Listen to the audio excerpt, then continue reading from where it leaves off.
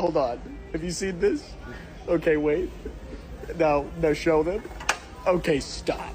Okay, just you get the heck out. No, wait, now show them again. Look at that. Are you killing me right now with this? I'm dying. Look at that. Did you see this? And then on the other side. Incredible. Isn't that something?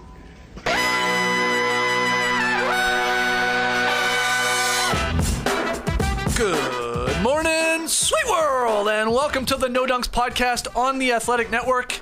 It's Wednesday, October 18th, 2023. It is coffee time.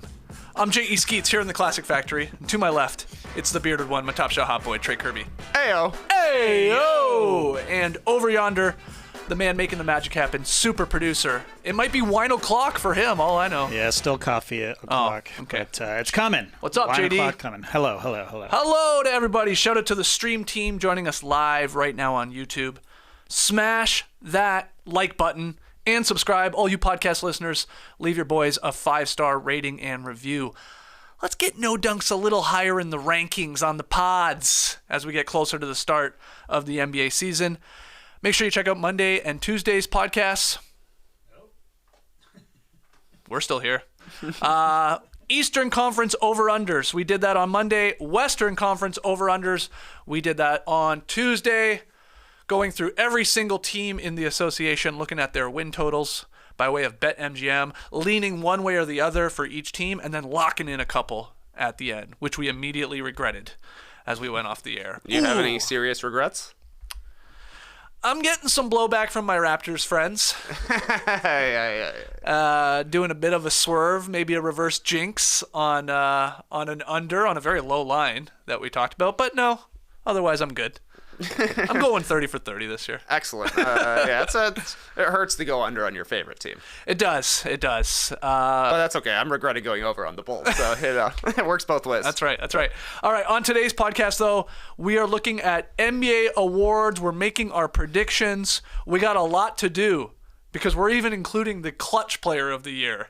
Remember that? That's a new award. De'Aaron Fox won the first one. There's odds on it and everything, and we got some fun ones at the end. But let's start with the granddaddy of them all, the MVP. 23-24 season, coming by way of BetMGM. Our odds, Jokic is the favorite, plus 450. Giannis A. His last name is too long to fit on the graphic, plus 550. And we got Luka, plus 600. This guy's usually the preseason favorite for MVP. It was like 3 years running, I think. Tatum, plus 700. And Joel Embiid, plus 800. Trey Kirby, call your shot. Who's winning MVP? It doesn't have to be from a name on our board here. And we can also do dark horse picks. That's always fun, too. But, who is your actual favorite to win MVP this season? Great question. I'm glad you included the A for Giannis, just in case could accidentally get him confused for the other Giannis's in the league. Right. But with the A there, we're talking about Giannis Antetokounmpo. This is interesting, Skeets. I might go sicko mode, go for Luka Doncic once again. You've done it like every 3 or year. 4 Just years. keep running it back. Get convinced every single time. No, looking at the list here, two names stick out to me. Nikola Jokic as the favorite, I think is pretty interesting. Maybe some regret skis with regards to how the way the vote went last season. Joel Embiid surging in front, winning MVP basically on the strength of his last month and a half in the league, or the last month and a half of the season, which led to the Nuggets winning the championship. Jokic looking unstoppable and the finals MVP. He also doesn't have a super buzzy name as his second star. Obviously, Jamal Murray had a major coming out party in the NBA Finals last year, but I don't think he has quite the stature that a Damian Lillard has alongside Giannis. So you could almost say that Jokic is coming in shorthanded compared to some of these other players in the top 5 for MVP odds. I don't think Embiid has a chance of winning the MVP this season. I think voters will not want to give it to him. So looking at the odds, the best bet and my choice for MVP this season, Jason Tatum. Wow. Plus 700. I think the Celtics are going to be really good. They've been really good for the past 5 seasons, basically since Tatum showed up alongside Jaylen Brown.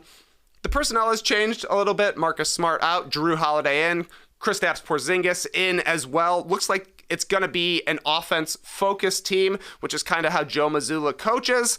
I assume the Celtics are going to be at the top of the Eastern Conference, first or second. I assume Tatum will continue to be their star, and I think he has continued to separate himself from Jaylen Brown. Ain't no question about whose team this is and who the lead star on the Celtics is. So give me Tatum heading into the season. Yeah, the MVP almost always comes from a top 3 seed in either conference. That's why I can sort of like cross out Luka this year. I don't think the Mavericks are going to be all that high, which is why you're picking a star player, obviously on a team that is projected to be near the top of the standings, again, in either conference. I am torn between Jokic and Giannis. It feels like we're just at a point with these guys that it's going to be one or the other. Who has the better record? Obviously, the stats will be there. I wonder, when it comes to the actual people that vote on this, do you think the way Jokic goes about his NBA job and how it's almost like a nuisance, and like there's already a clip going around today, him sitting on the sidelines looking at his phone, and you're like, wow, I wonder what he's looking at. Maybe like some plays they're going to be running, maybe the opposition. Jamal Murray sides over and he's like, no, I'm looking at horses. He's like betting on horses. He's a horse scout who plays basketball. He obviously leans into this ho-hum, I just go about my business. I don't really care all that much. I don't care about MVPs. You know, he obviously wants to win championships. I mean, he cares that enough. But do you think like that does hurt him? Like this idea that the guy can maybe have a triple-double, which he almost had last year, for a season. One of the best teams in the league.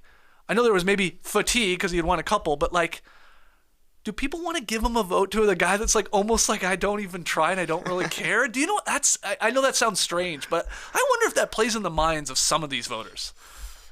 Surely it does play in the minds of some of these voters, but he won back-to-back MVPs and then finished second last year, so obviously not that big of a deal. And when you compare it to Giannis's general attitude towards the award, it's not that dissimilar, except for Giannis is always talking about hard work, and Jokic is always talking about horses. Those are the only difference. Right. But they both talk about not caring about the individual awards, which is easy to say when you already have two MVPs and multiple other accolades as well. So I don't think people hold it against Jokic. If anything, they hold it in favor of Jokic. They're like, look, this guy doesn't even want it. We're giving it to him anyways. Yeah, in spite. Yeah. Give it to your horse for all we care. Yeah, there's I saw it just going around this morning. The last 5 years for Jokic and Giannis, I mean, they're the Spider-Man meme where they're pointing at each other in terms of like accolades. Yeah. 5 times All-Stars in these last 5 years, 5-time All-NBA. Okay. They've got the 2 MVPs within that same window. They've got the championship, and they've got the finals MVP. Giannis has a DPOI, and Jokic has a Western Conference finals MVP. But it's very, very similar. I guess if I'm picking between the two, I am going to go with Giannis. But man, Tatum's a great pick. I mean, who's going to have the best record? Could it come down to that? Which it sometimes does. All the stats on these guys will be flirting with the 30-point per game mark. Obviously, rebounding for Giannis and Jokic, huge. Assists for these other guys, like Jokic more than the other two, but they're just like through the roof, the numbers. So it's like, is there a team that separates himself from the pack and is closer to a 60-win team than maybe a lot of these other that we think might be 55 or so? If a team does, and it's one of these top 3, either being Jokic, Giannis, or Jason Tatum on the Celtics, that's probably who ends up winning it. But looking at the last 3 MVPs haven't come from a 1 seed, have they? Sixers were not a 1 seed last year. The year prior, the Nuggets were a 6th seed, right? When Jokic won his second one. Right. They might have been, were they the 2nd seed? His first MVP season, I don't necessarily remember on that one. But you don't have to necessarily be a 1 seed when the standings are really close. That's a good point. But Giannis is a good pick, because I messaged Tass this morning to ask him who he thinks is going to win MVP. He's got the last 2 right. He says Big G. Okay. Doing it this year, so wow. You're riding with a hot hand. Maybe lay some coin there. Tassie has been calling his shots when it comes to MVPs over the last couple of years. Okay, I will side with Tass. I'll go Giannis. You go Tatum. Dark horse pick? Further down the board? A lot of dark horses out there because I don't see Devin Booker on the top 5 MVP odds. He's playing with Kevin Durant and now Bradley Beal as well, so that probably hurts his chances. But if you're talking about a team that could really distance themselves from the field, if things click perfectly for the Suns, they could go for 60 wins. They could be the 1 seed in the Western Conference. And I don't know. It's hard to tell. Would the votes go towards Devin Booker or Kevin Durant? Probably depends on who ends up playing more games. Yeah. But it feels, at the very least, still like Booker's team since he's the only guy around from their 21 finals appearance. I like that for plus 2,000. Booker as an MVP pick. But yeah, you said it. A lot of things have to go right for him to actually win it. He did finish fourth in MVP voting in 21-22. They won a lot of games. That was a franchise best 64 games. But last season, he still averages 28, 5.5, 4.5 in 53 games. He was banged up a little bit. But the Suns would have to have the number one record, I think, and maybe clear a lot of these other teams by a substantial margin. Call it 5, 6 games, whatever. I think KD and or Beal would have to miss some time. Probably. Booker would have to have, and he could, a couple game winners under his belt. Those final shots that maybe get them the victory. And he would need to flirt, I think, Booker to win this thing, to win MVP, with the 50-40-90 club, right? Yeah. He shot 49% from the floor last year, so that's definitely doable. He's had 2 seasons in his career where he shot 38% from 3. So he's somewhat close to that 40% mark. And he's a career 87% free throw shooter. I think one year he has gone over 90. I feel like that would have to be a part of this equation here. 50-40-90, KD misses some time, they win 60 games, and then maybe Booker gets it. But Sure. I think those other guys on that first list, Giannis, Tatum, Jokic, it's tough to pick somebody else. Embiid, no way. I'm with you on that. I'm sorry. That's going to be tough. I can't see that happening. Anyone else you want to throw some love at? I mean, even darker horses? We're talking then a Sure. plus 2,000? Sure. The two I added last to my lists were Donovan Mitchell and Jimmy Butler. Whoa, yeah. I mean, those are deep, deep pulls. It would have to be surprise number 1 seeds from either of those teams, whether it be the Cavs or the Heat. Mitchell made it to All-NBA last season. He's obviously the leader of that team. So, I don't know, if he's at 30 per game and they somehow win 60, sure. Yeah. If the Heat outperform expectations during the regular season, and I mean, we've seen them have the number 1 seed in the Eastern Conference. It's possible, but it just doesn't feel like they care about that much. It doesn't feel like Jimmy Butler cares to get to 65 games played. I don't know if that'll even happen, but sure, sprinkles there. Okay. Let's move on to most improved player, 23-24. BetMGM has the odds like this. Mikal Bridges, plus 1,000.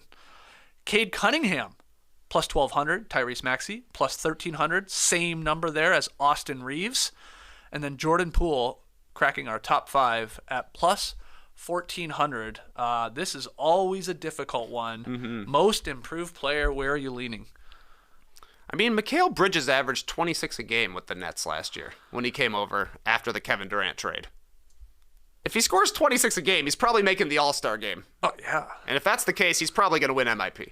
So you're saying he almost doesn't need to improve on what he did with the Brooklyn Nets. Right.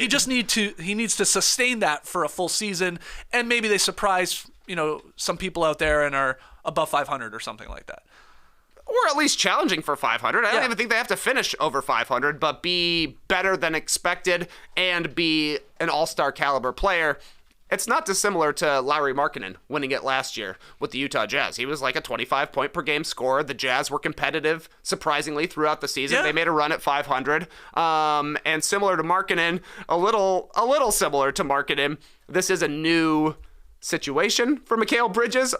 We've seen it, unfortunately, for a third of a season last year, which maybe hurts him. But I think the new situation probably factors into things. And honestly, people probably aren't going back and looking at the splits for Mikal Bridges. They'll just go look and see that he scored 18 a game last year.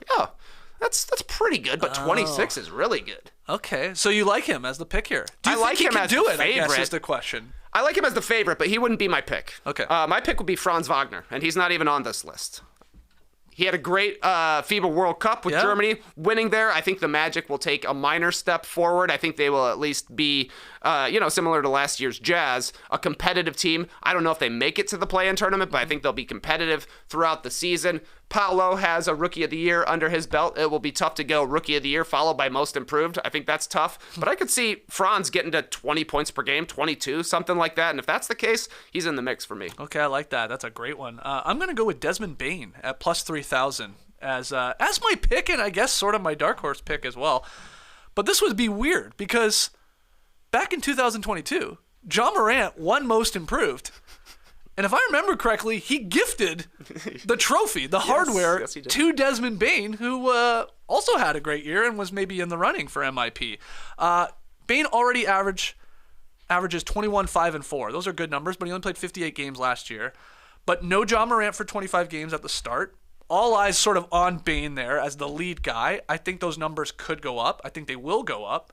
He's a guy that, just like Booker when we talked about MVP, he could flirt with a 50, 40, 90 efficiency line. He's that great. So I like the narrative there with no Ja. If they sort of come out of the gate hot and he's their sort of go-to guy, he would maybe then, in theory, make an all-star team. To win this, it feels like you almost got to jump to the all-star level. Yep. So that's what would happen in Bane winning this. But it would be funny if he were to actually win the award. Would he then give the one back that Ja won and gave to him? Would he keep both? Would he give his MIP to Ja Morant? I mean, it could get confusing, but I like Desmond Bane as my I think that's MIP. a solid pick, and I think if he were to win it, he should give his to Ja Morant, because the opportunity will be part of the reason why Right. Desmond Bane wins it, because you're getting to show your skills early in the season. Like, wow, this guy can be a number one. We would have never known if not for Ja Morant. So, yeah, trade them, swap it for each other, and, you know, you get to put something on your fireplace. It's so exciting. Yeah, right there on the mantle. Anyone else? Because this really is, of all the awards, the what about this guy? Oh, there's a lot of guys. Because you can just like you can go through every team almost and be like, oh yeah, this is the year, the breakout for this player. He'll be in the running for MIP. Is there anyone else you want to show some love to? I think Austin Reeves is going to have a solid Yeah. narrative here. He came off the bench for the majority of last season. He's probably going to be starting. His points are going to go up, and he's going to look good playing alongside LeBron and AD. Jonathan Kuminga, I think if you were judging based solely on preseason, he's got to be in the mix here. The Warriors need something from their young guys, and Kuminga looks like he could be a scorer, even though they want him to be a rebounder more than anything. And I know this sounds crazy, Skeets. Okay. What about Dylan Brooks as a potential most Whoa, improved player, that's a little too crazy. man? Okay. I think strike it from the record. Wow. No. I was told he was going to China this season. Oh, yes. Yeah, this guy was out of the league 3 months ago, even though he was under contract. I mean, I would love to see Dylan Brooks win the award and in the presentation hit like silver in the nuts or something like that. You know, really lean into his sort of vibe. A lot of other names popping up here in the stream team. People want Cam Thomas in the mix. Tyus Jones maybe as a starter there in Washington, though he's playing with Poole. Schroeder, sure. Giddey, maybe. Yeah, there's a lot of guys What you about can pick this from. guy? Okay, but ultimately, for the record, you are going with Franz Wagner. Franz Wagner, Yeah, thank you. Sorry, I'd forgotten there. And I'm going to go Desmond Bane. Sixth man of the year. The odds for this one. Emmanuel Quickley, plus 700 on the Knicks. Derek White at plus 800. I think he might be starting for the Boston Yeah. Celtics, so be wary of that one. Norman Powell, plus 1,000. Malik Monk with the Kings, plus 1,200. And then Bobby Portis, also plus 1,200. Sixth man of the year, Trey. What do you got? Well, I picked Spencer Dinwiddie last year. He started every game for the two teams he played for, so I'm going with Derek White this year. Just kidding. I'm not that dumb, but this is an uninspiring crop. This is the worst award we got going, Skeets. Yeah. Sixth man of the year. The candidates aren't all that exciting right now. No. I don't know who's going to win. I kind of lean Al Horford. He He came off the bench last night. He did? should be coming off the bench. Yeah. He's still a good player. I think he will probably, if he continues to be a reserve for the Celtics, he's like a sixth starter. He's going to close a lot of games. He'll probably still shoot 40 to 45% from three and just look like a grown-up out there. Big guys don't win sixth man of the year all that often. No. Low-scoring guys don't win sixth man of the year all that often. But Malcolm Brogdon wasn't the leading scorer off the bench in the NBA last season. So maybe there's a pathway here for Al Horford to be the guy. But yeah, I don't know. I couldn't get really excited about any of these five in the top of the odds. Yeah, Horford did come off the bench in a preseason game. I think Celtics head coach Joe Mazzulla is talking or acknowledging that, hey, we're going to have different starting lineups throughout the season. So that's why it's like, ooh, like, is Drew Holiday starting every game? If he was coming off the bench, he'd be a great pick. Sure. Same with Derek White, but he might be starting. And then, yeah, you're left with Al Horford. It's like, but like, what's the percentage of games he's even starting? I like the pick if he does come off the bench, for sure. Like, if they really lean into that and lock that in, because he'll be ending games, likely, as one of their best defensive players. But I'm not going to overthink. I'm torn between Quickly and Monk. I like both of those guys. Monk had an awesome year with the Kings. He averaged 13.5 points, 4 assists, 2.5 rebounds. He only played 22 minutes a game. His numbers went up in the postseason. I think he was averaging like 19 points per game. His efficiency sort of fell off the cliff there. But he's a safe bet here because you know he's coming off the bench. He's not starting on this team, on the Sacramento team. All of his appearances last year, 77 games, were off the bench. So there's that. Because Quickly, the thing with him, his stats got a little inflated. Mm-hmm. After the All-Star break, he averaged 21 points per game. Really, really good. Well, he started 11 of those 22, so he split the difference there. But what will be the percentage of him coming off the bench? I think he won't be starting. You know, they got a lot of wings, guards there. I think he'll come off the bench more than not. And then he'll start a bunch of games, which will help his stats, but no one ever does the deep dive, like you said. No one does the deep dive. I'll go Quickly. I'll pick him, but yeah, you're right. You look at that list, you're like, what are we doing with this award? Whatever happened to Lou Williams, man? we miss our Lou's and our Jamals, I guess, when it comes to this. Norman Powell, didn't he lead the league in bench scoring last year? I think so, yeah. He got some votes last year, but ultimately didn't win. It went to Brogdon, yeah. Yeah, and I guess, Norman Powell kind of similar to Quickly in that, like, he had to play a ton because we've talked about a lot, the Clippers have reliability issues. So he'll have a chance, I think. What do you think about Chris Paul as a potential sixth man of the year? I know it's going to be different because he's going to be starting early in the year with Draymond recovering from injury, but I don't know. Bill Walton won a sixth man of the year once upon a time. You think Chris Paul is going to have enough games where he comes off the bench? I don't. This guy's never come off the bench in his career. That's a good point. First off, 1,200 plus games, he's never come off the bench. You said the Draymond part there. Yeah, he's going to be starting, at least what we've seen in preseason.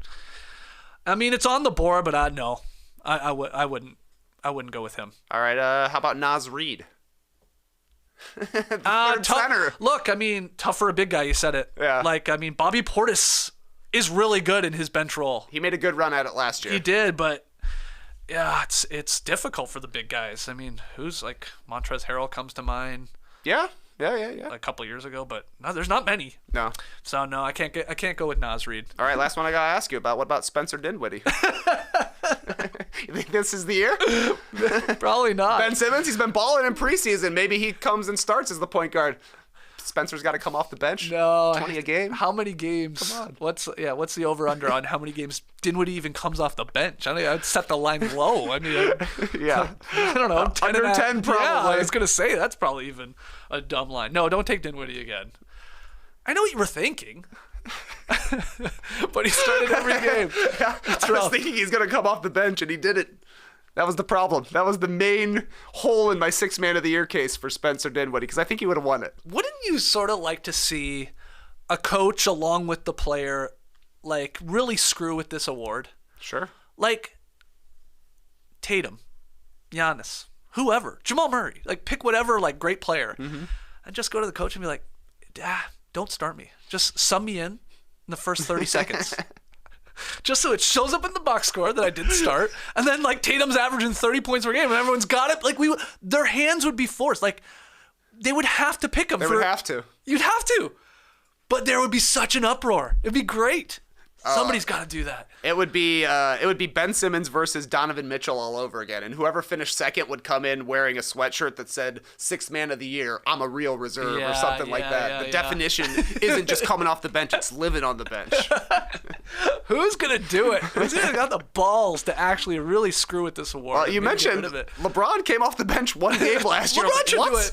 What? That was weird. I totally forgot that. But yeah, maybe he's the guy. He never was able to get that Defensive Player of the Year that he wanted so badly in the mid 2010s. How about get a sixth man of the year for no reason at the end of your career? Yeah, I mean, it's like when you really think about it, it's sort of a cooler way to enter a game. It's more fanfare. Like all eyes are on you. Like they do this when you sub a guy off. True. To like, hey, give him the applause, man. What a big game, 40-point game, triple-double. Hey, let's just sub him off and let everybody clap it up. Just flip it on its head and like you start. That's amazing. Most of these guys want to, but like There's 4 other guys. I mean, if you're the one guy coming, getting up, taking off the suit, walking over to the scoreboard there or the check-in, that's cool. That is cool. I think they could go even further, though, like have the public address announcer basically do another starting lineup, but only for the 6th man. That way it's just as much of an honor as, getting your name screamed and getting to do a cool handshake. Okay, somebody is going to really screw with this award one day, but right now, I'm taking Quickly, and you are taking? Who am I taking? That's a good point. Al Horford. Yeah, give me Al Horford. Why not? I'll go Horford. Okay, all right. We got to take a break. When we come back, a whole lot more awards to predict. Don't go anywhere. This classic episode of No Dunks is brought to you by BetterHelp. You ever feel like your brain is getting in its own way? Maybe you're trying to fall asleep, but you keep fantasizing about going back to college so you can throw the perfect pitch sequence in a wiffle ball championship game that you already won. Wow. Outside fastball, slider, backdoor changeup. Just saying. Sounds good. Yeah. You should have seen the way I could make that ball dance, Skeets. You ever know what you should do, what's good for you, but you just can't do it? Therapy can help you figure out what's holding you back, so you can work for yourself instead of against yourself. If you're thinking of starting therapy, give BetterHelp a try. It's entirely online, designed to be convenient, flexible, and suited to your schedule.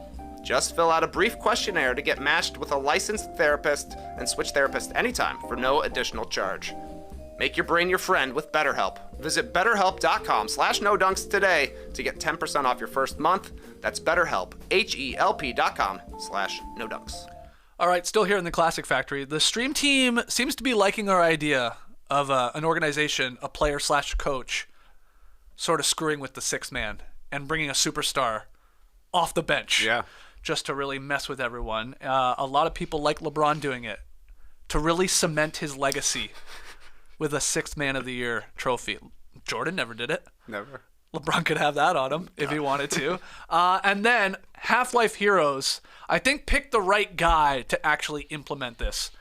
Jimmy Butler. He loves screwing with things. Like, look at all these photo shoots that he messes with at the start of the year. Couldn't you see Jimmy just being like, yeah, let's do this? Make sure you put my emo picture in the Hall of Fame next to my 6th Man of the Year trophy. Yeah, absolutely. Yeah. So, good stuff here. John Schumann says, reserves definitely have a better opportunity to dramatically remove their tearaway pants. That's what I was talking about. Yeah, that's true. You make more of a show. Like somebody else said, like, it's like, these guys need me in here. I mean, it's like a closer coming out of the pen. Like, drop the lights, play some Metallica or something. LeBron pops up. Jimmy pops up. I love this. 6th Man of the Year just stands at the scorer's table the whole time, like, just smirking. Seriously? These guys? Looking at his watch.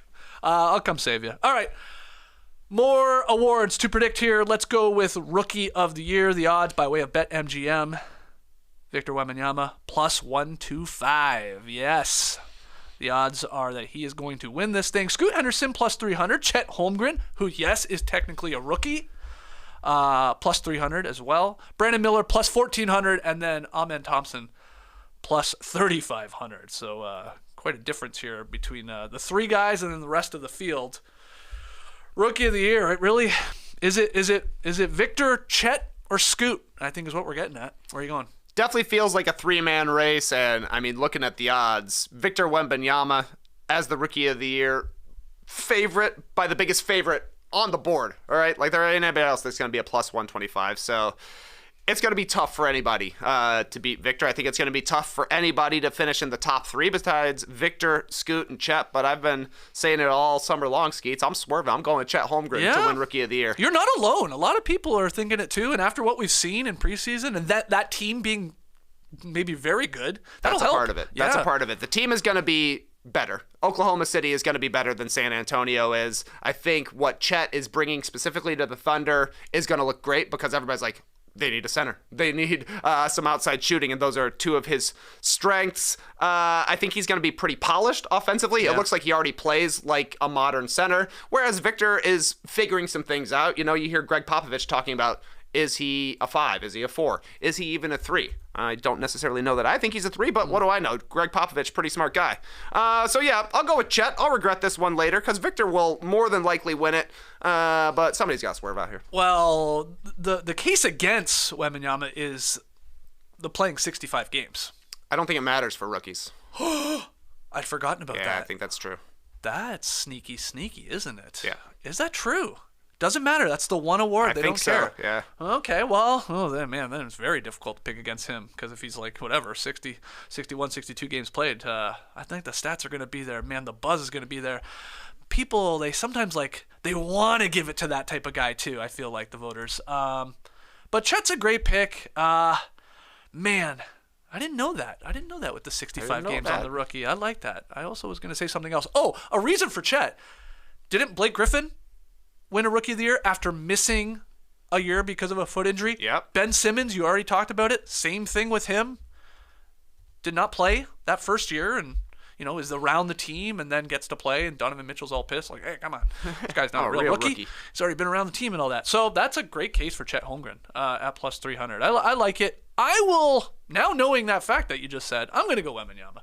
I won't overthink it. I think the stats could be pretty sexy there on that Spurs team, which is, we think going to be bad. That doesn't matter when it comes to ROI. But what about a dark horse pick? Who do you got? I mean, I know. Scoot Henderson, I guess. We haven't talked about him yet. Yeah. And I don't think the Trailblazers are going to be very good. There's still question marks of if Scoot's going to be the lead ball handler since Simons is around, obviously. But it doesn't seem realistic to me that anybody else outside of the top three even is making a run at this. What about Jaime Jaquez Jr. at plus 10,000? On FanDuel, at least. I can't say BetMGM even has him on the board. But here's why. In all honesty. Okay. He is older. He's 22. So he does have more experience than some of these very, very young players coming into the league. Miami, he's in the right spot. Sure. To be folded in to Spo's system and contribute right away. You don't have to be just an undrafted guy. You can be a drafted guy and suddenly be contributing and getting minutes and opportunity and maybe putting up some stats there to help them succeed. And there is a bit of a role here for him with, Strus specifically going and, Gabe Vincent obviously in shooting and scoring. Jaime Jaquez Jr. as a very, very, very dark horse pick in Rookie of the Year. Put $1 on it. Put $1 could win you 10,000. Yeah, it's unlikely that it's gonna be anyone else. I guess the Thompson twins. I'm excited to see if one of them, at least for a month or two, could be in the conversation. I think it's in play. It'd be fun to see them in the conversation, but I feel like both of their teams have a lot of ball handlers. Yeah, which is going to make it tough for them to get the opportunity that they would need. I would pick Amen over Asur. If I had to pick one or the other to be in a Rookie of the Year race for 8 weeks. That's a tough call. Yeah. That's a pretty tough call. I almost feel like I would go Asur. Oh, interesting. Just because Fred VanVleet is there in Houston, and they paid him a lot of money to handle the ball. Yeah. Dylan Brooks ain't going to be passing. Yeah. But I went and looked at Blake Griffin's Rookie of the Year season just to remember who finished second. Okay. You remember who finished second? Jeez, no. No, I don't. John Wall finished second. He was the number one pick that year, followed by DeMarcus Cousins. And then in fourth, Landry Fields, a 22-year-old rookie. Jaime Jaquez Jr. Wow. You can finish fourth. Okay. You can easily finish fourth. Jaime Jaquez Jr. will be on the all-rookie team, first or second. Nice. I called it last year with J-Dub. I'm calling it with Jaquez Jr. here. All right. Defensive Player of the Year. Defense. Jaren Jackson Jr. is the favorite. Plus 550. He won it last year. We got Mobley there at plus 700. Giannis A, not Giannis B, plus 700. Anthony Davis plus 850. And Bam Adebayo at plus 1,000. Oh, man. What do you do when it comes to DPOY? And who do you like? What are Victor Wembanyama's odds? I don't have him in front of me. I don't know. No rookie has ever won Defensive Player of the Year. Wow. But this guy plays defense like we haven't seen, Skeets.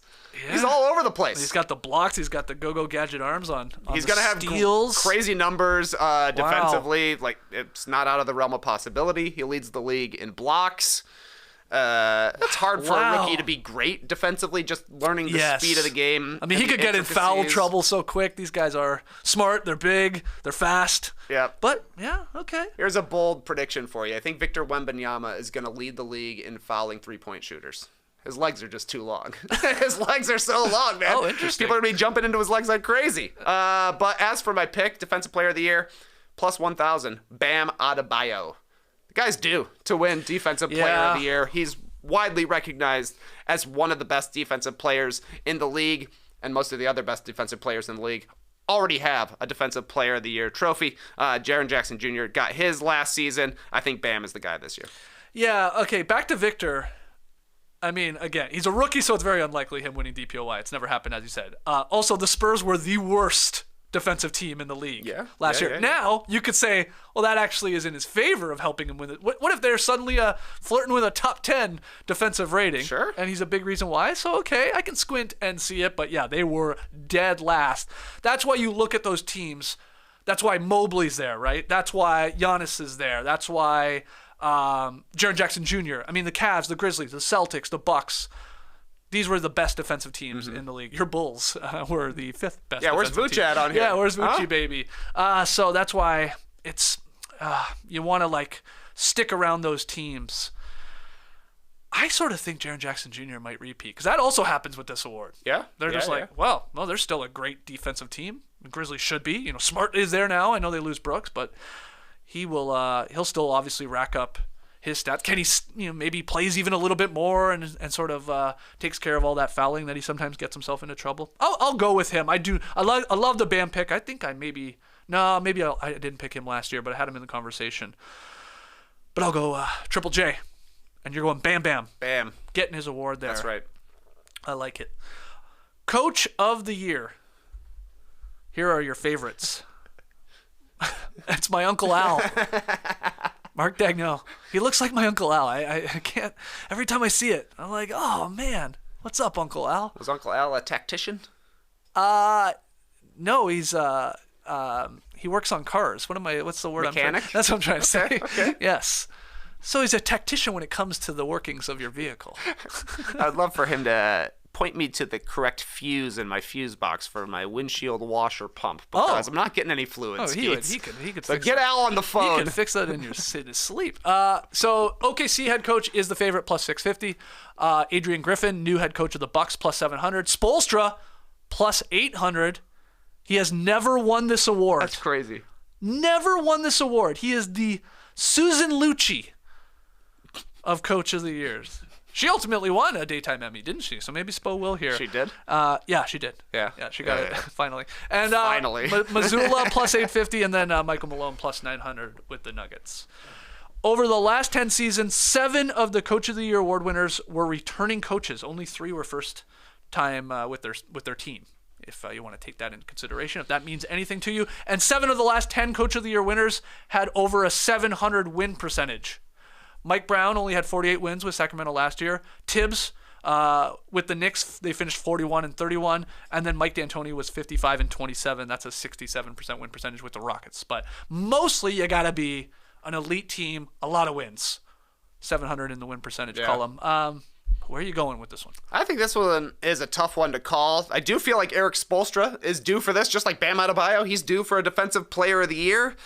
And maybe this could be the year for Coach Spo because expectations, I feel like, are pretty low for the Miami Heat right now after the way the summer went. I got aggregated talking about the Heat's over-under and how I still think they're the third best team. And some Heat culture people just slid into my comments saying, hey, this is the wrong narrative around this. That we had one bad year where we ended up in the play-in tournament. Fair enough. If they finish with a top seed in the Eastern Conference when everybody's expecting it to be the Bucks and the Celtics, then I think this is the year Eric Spoelstra gets a Coach of the Year. The guy's already one of the top 15 coaches of all time. He just doesn't have the hardware to back it up, except for, of course, the couple of championship trophies as well. But I do think my pick, I can't believe I'm going to pick this guy to win Coach of the Year, but Joe Mazzulla is my pick. Whoa. Yeah. I don't think he's the best coach in the league. I don't think he's the best coach in the Eastern Conference. So you think they're just going to win a ton of games? I think they're going to win a ton of games. Okay, that's my thinking. Yeah. That's my thinking too. But in the other conference, I'm going Frank Vogel. Sure. With the Suns, obviously a new head coach taking over for Monty Williams and that team. We talked about when we did our Western Conference over/unders how high I am, and we are actually on the Suns, probably getting over the 51.5 mark. I think they're going to be one of those teams that maybe is even flirting with 60 wins. So for that reason, I'll go with Vogel. But yeah, Mazzulla, Spo. I mean, that's the funny part. You ask any of the other franchises, you do these surveys. I mean, Shu does it for crying out loud. Who's the best coach in the league? Everybody says Spo. Yeah. Like, didn't he like, he's like at the top of basically every coaching type question. Yeah. Defense, offense, whatever. Like, it was Spo. So, yeah, it's so weird he doesn't have one of these. But maybe this is the year. Who do you got for Coach of the Year? I have a little trivia question for you. Okay. Can you name the 3 teams with no Coach of the Year winners? 3 teams, no Coach of the Year winners. Yeah. Hornets? I think that's incorrect. I will admit I was going off of a website for this. I didn't do the research myself. But but now that you say it, I'm like, did they? Who? Somebody win it? That's tough. I've got at least no 3 that. 76ers? No. Doc Rivers got one for Orlando Magic. Is that true? I would think. I think one team is sort of easy because they were bad for a very, very. Sacramento Kings. No, Wait, Rick no. Adelman probably won one for them. And Mike Brown, obviously, last year.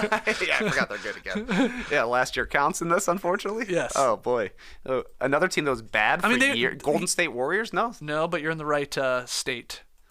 Clippers? Clippers. The Clippers have never had a Coach of the Year winner. Okay. And I'm fact checking that, but it looks right. I like your Hornets pick because I'm not seeing it now. So now you got me in. The Bobcats win one? Okay, throw this out. Anyway, the other teams apparently the Brooklyn Nets. Okay. Have never had a COI, and the Timberwolves. Okay. Yeah. They were bad for a long time. Yeah. Again, is any of that correct? We're not really sure.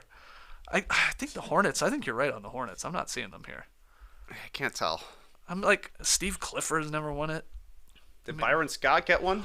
Oh, he did with New Orleans. New Orleans style? See, that'll do it. That'll do it. We're okay. Turns out, in the end, it looks like the Wolves, the Nets, and the Clippers are potentially the only 3 teams to never have a COY. We got to take one more break, but we're not done. We got Clutch Player of the Year and a few made-up awards that we are going to predict. We'll be right back. Our next partner, pretty cool product. Pretty cool. Let's talk Athletic Greens. If you're looking to get better gut health, more energy, or a stronger immune system in a really easy, natural way, you got to check out Athletic Greens. No one listening or watching are fans of having to take a bunch of pills or vitamins in the morning. Nobody. But with Athletic Greens, you can get rid of all those extra vitamin bottles and finally make some room in your cabinet. Athletic Greens is an all-in-one solution that actually tastes good. Real talk here. You're going to enjoy getting your daily vitamins. So what is this stuff? Let me break it down. With one delicious scoop of Athletic Greens, you're absorbing 75 high-quality vitamins, minerals, whole food, sourced superfoods, probiotics, and adaptogens to help start your day right. This special blend of ingredients supports your gut health, your nervous system, your immune system, your energy, recovery, focus, aging, all of the things. Don't take my word for it. Athletic Greens has over 7,000 5-star reviews. It's recommended by professional athletes and trusted by many leading health experts. You know who else loves Athletic Greens? Our guy Tassie. Yes. That's right. I just recently, Nora dropped him off some more AG1, I guess last week. So he's a big fan of Athletic Greens. Right now, it's time to reclaim your health and arm your immune system with convenient daily nutrition, especially heading into the flu and cold season. It's just one scoop in a cup of water every day. That's it. No need for a million different pills and supplements to look out for your health. And to make it easy, Athletic Greens is going to give you a free 1-year supply of immune-supporting vitamin D and 5 free travel packs with your first purchase. All you gotta do is visit athleticgreens.com/nodunks. Again, that's athleticgreens.com/nodunks to take ownership over your health and pick up the ultimate daily nutritional insurance.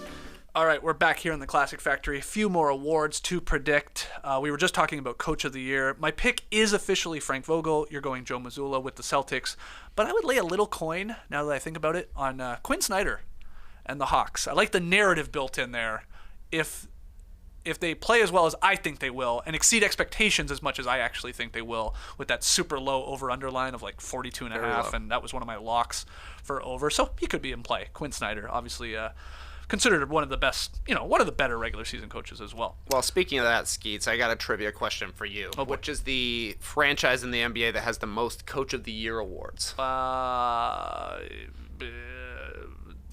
Well, is it the Atlanta Hawks? It's the Atlanta Hawks. Ooh, wow. 6 times they've won Coach of the Year. 2 of those, though, were from their time in St. Louis. Richie Guerin won one, and, of course, Harry the Horse Gallatin won one back in 1962-63.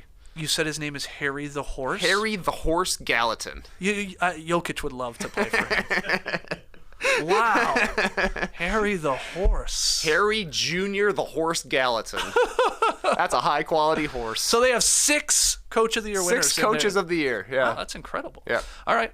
Quinn Snyder's going to try and make it 7. 2023-24 Clutch Player of the Year odds. Yes, there are odds on this. BetMGM has them. Shai Gilgeous-Alexander and Damian Lillard are your favorites at plus 1,000. Luka plus 1,200, and then we got a 3-way tie here for 4th or 3rd, however you want to look at it. De'Aaron Fox, Anthony Edwards, and Mr. Horseman himself, Nikola Jokic at plus 1,400. So Fox won it last year. Yeah. Rightfully so. He was great in the clutch. I mean, the numbers were insane. Had some big shots for them. They obviously had a great record. Who's doing it this year? Clutch Player of the Year. This is hard to replicate. DeMar DeRozan would have won this if it existed during the 2021 season, yes. But he didn't win it last year, and he's not even in the top, 1, 2, 3, 4, 5, 6 of the odds this year. So who knows? It all literally comes down to a make or miss league, and that's what it's coming down to. Are you making it? So yeah, Fox is a good bet. But one guy who has replicated this time and time again throughout his career, very high on the odds list, got to be Damian Lillard. That's my pick. Yeah. He's going to be taking a lot of game-winning shots, I do believe, for the Milwaukee Bucks, unless it's blowout mode every single night for them. But I'm going with Dame. He's got the celebration. They're calling it freak time. It'll be Dame time when he is doing his thing in the final couple of minutes of a game here. Okay. I like SGA or Dame as the favorites. They make sense. I'm going to go Booker. I don't even know what his odds are. I mean, I guess I'm really leaning into the Suns being great, him being in the MVP conversation once again. That's going to include some clutch play, some big shots. He's money at the line, so if he ever gets put there, he's good. And you can rack up points like that in the clutch. I mean, SGA does that for crying out loud. So I'll go Booker, but man, yeah. Like, it could be anyone. Like, it's like, I don't know, Mikal Bridges or... It could be anyone. Like Donovan Mitchell, makes sense. Or you're generally going to go with a wing guy. Yes. That's why Jokic on the list, really the only big guy in our sort of top 6 here, as you said. But otherwise, it's tough. Tough. It's got to be a wing guy. Jimmy Butler, I guess. Sure. Obviously, he's money in the clutch, at least when it comes to the postseason. Who do you got? Let us know. Any other guys you want to name on this one? You want me to just name some guys? Yeah, My guy to name was going to be Jimmy Butler. Okay, yeah. I know John Schumann voted for Tyler Hero last year, at least in his top 3. Wow. So maybe him. Okay. All right, we got to our made-up award here. Disgruntled Player of the Year. That's right. Who is going to win Disgruntled Player of the Year? What would the trophy be for this? Great question. Yeah. Just looking angry on the bench. Like the first half of the Alonzo Mourning meme, where she's just angry before he's considerate, the angry style. Who would they name this after? Because something I forgot. Every award is named now. Yeah, right. Oh yeah, John Havlicek, George Mikan. Disgruntled Player of the Year. Would they name it after Rasheed Wallace? Just for his general surliness on the court? Yeah, maybe. Yeah. I don't know. Where are you going? Well, I made odds. Everything else has odds. Yeah, okay. What do you got? I mean, the favorite, obviously, is James Harden. Yeah. I got him at plus 125. Oh, wow. It might be more like minus 100, if we're being honest, Skeets. Apparently, this guy hasn't showed up for any of their preseason games so far. Right. He's participated in one scrimmage with the team. So he's not causing a lot of waves, but obviously still tension under the surface. Yep. Still wants to be traded to the LA Clippers as well. I have his teammate Joel Embiid second on the disgruntled players list. Oh, boy. Plus 300, though. A little bit away Okay. from James Harden. I mean, he can't be happy with the way this is going. No. And we'll see what the return ends up being for Harden, assuming there isn't a return at some point. But he has said in the preseason, we can't waste seasons of my prime, because that's a question people have been asking. Can the Sixers do this again after the way things ended with Ben Simmons? My third favorite, Karl Anthony Towns, plus 750. Okay. Everybody's expecting Anthony Edwards to take a huge step forward, despite the fact that this already feels like Anthony Edwards' team. How far into the background will Karl Anthony Towns want to recede? This used to be Karl Anthony Towns' team. He stole it from Andrew Wiggins back in the day. So I don't know how much further he wants to go down on the reputation chart in Minnesota. Right. My fourth favorite, Kyrie Irving, plus 1,000. I mean, just who knows? He's always literally in, just always who in the knows? mix. He's got to be in the Never know. mix. And then my plus 2,500s, I got 5 guys: Zion Williamson, Trey Young, Julius Randle, Pascal Siakam, and Luka Doncic. Oh, I was gonna say, where's Luka? That's my pick to win Disgruntled Player of the Year. That's a good one. He's gonna be a grumpy guy, but I don't think he'll be disgruntled enough to be like, I'm out of Dallas. Okay. But he could definitely be disgruntled. I mean, if they have another shitty season, you said Embiid talking about, hey, you're wasting, my prime years here to win championships and stuff like that. I'm just saying, if Dallas has a brutal year here, you're going to hear, look, your ESPNs and all of your talk shows or talking head shows are going to run with save Luka, get Luka out. That'll happen. So that's why I'll have him. And he's like, he's always complaining with the referees too. He's got that reputation. Oh, yeah. That's like a small part of Disgruntled Player of the Year. Okay, so great odds. Who's your pick? Somebody is going to be angry during the season. Yeah. Harden is the easy pick. He's currently disgruntled. Okay, take Harden away. Taking Harden Who off the board. of all these stars is going to be the one probably, I guess you're sort of getting at, get me out of here or I'm pissed off and maybe demanding a trade? Give me Julius Randle. Whoa!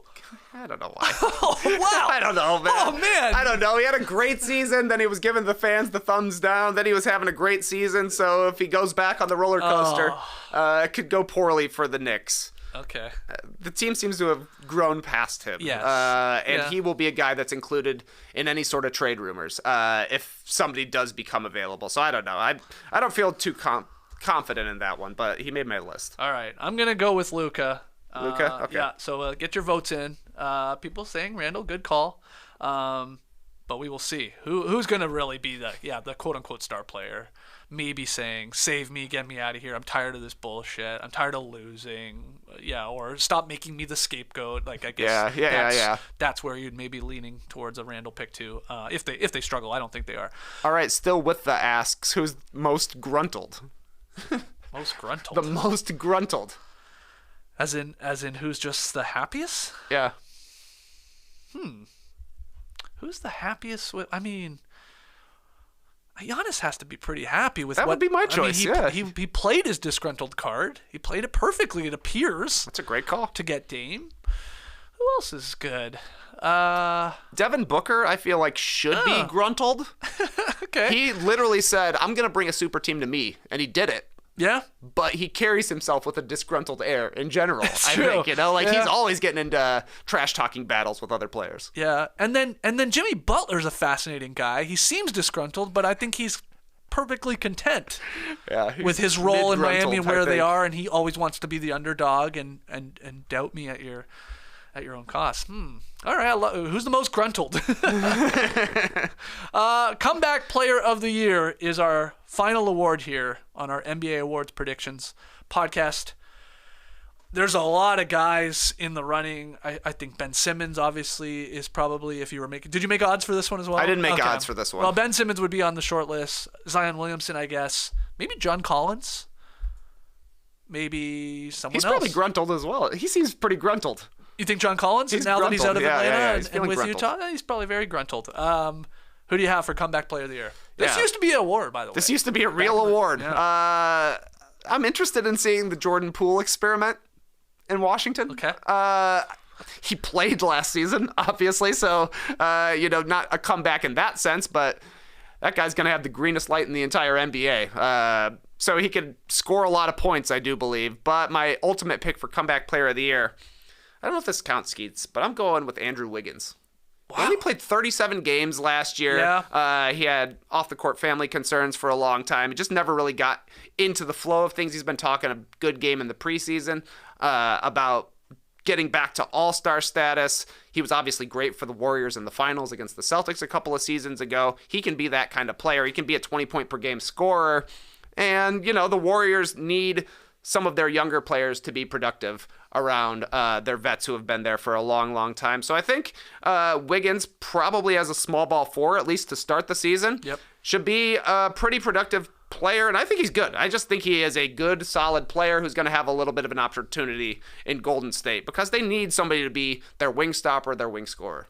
I think I've been thinking after we did our 2 over-under podcasts and we talked about the Warriors and just in general, like listening to other podcasts, reading other things, I'm like convincing myself and talking myself into the Warriors having like a huge sort of bounce back season because they are being like, I don't know if overlooked is the right word, but it's like they're like the old thing and everybody's into the new shiny toys. You know what I mean? And they obviously, like Steph Curry, we didn't even bring up in the MVP conversation. Like we didn't even mention his name.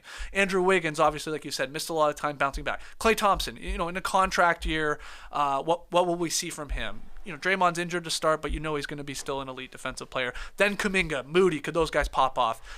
It's like they could use all of this now that Poole is gone too, and that distraction is removed from the equation. They could use all of this sort of as like fuel, oh, you forgot about us, like you've moved on and you just don't think we're good anymore. And I don't know, I'm starting to convince myself that that could be a mistake. Okay, I like the Andrew Wiggins pick. What about comeback player of the year for Tyler Hero? He played last year. He was really, really good. Sure. In the regular season, he scored 20 points per game, basically 5.5 boards, 4 assists, shot 44% from the floor, 38% from 3. But then he sustained that broken hand in Game 1 against the Bucks, and it sidelined him for the rest of the postseason. And his team goes to the finals, miraculously without him. And then this guy's in Damian Lillard trade rumors for 3 months. Yep. And now here he is, still on Miami, and we'll see how he recovers from that. Both the hand injury and then of course just this idea of like he was traded and gone. He had changed the Twitter bio and everything. But he is we debated it for months about whether Portland should want him or another team getting in on him or whatever. And he's overrated. He's paid too much. And then people saying, "Are you kidding me? He's really good." And we went on and on and on. I think he is really good. He's still quite young and he is a bucket. So maybe him for a weird comeback player of the year. 6th man of the year, not too long ago, 1 season ago. And like you're saying, he scored 20 a game last year. But yeah, I mean, the playoffs loom so large in everybody's memory that it could be a comeback player of the year for Tyler Hero. I mean, he put on a headband and things have changed. Oh, yes, I forgot about that. I love it when guys change up their swag like that. Worked for Kevin Huerter, right? Like he was fine on the Hawks. He was coming off the bench. They trade him to the Kings, throws on a headband, and suddenly they're lighting the beam every single night. Yeah, that's right. So headband Hero as a possibility. But if I think I have to pick, I got to keep running with my Ben Simmons angle here. I got to say Ben. He's going to be a competent player. I mean, this guy's in GQ, I think, or Esquire. I don't know. You see this photo shoot, and he's saying he wants to get back to an all-star level. He wants to be better than an all-star. I mean, he's saying all the things you want to hear. Nice. He's looking all right in preseason.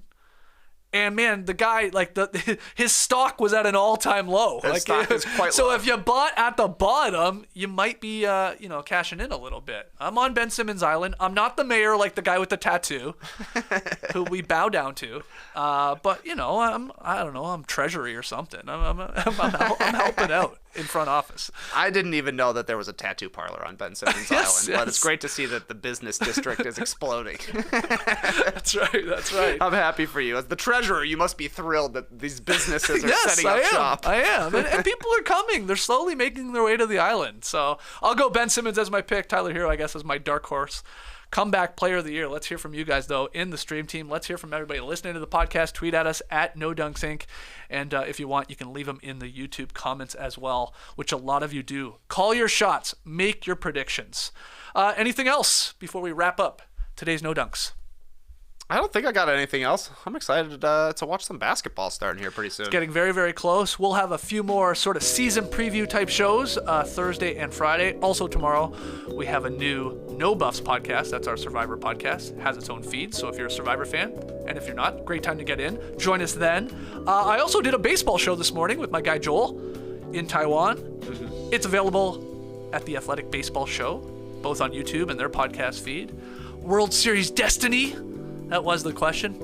Is it Phillies Rangers? They're both up 2-0. I mean, we've had sweep after sweep after sweep in this postseason. Looks like we're going to have these teams possibly in the World Series. Any thoughts? Those Phillies are hot right now. They are. Oh my goodness. It's wild. That crowd is amazing. They seem unbeatable at home. Yeah. Well, the Rangers are unbeatable on the road. Yeah.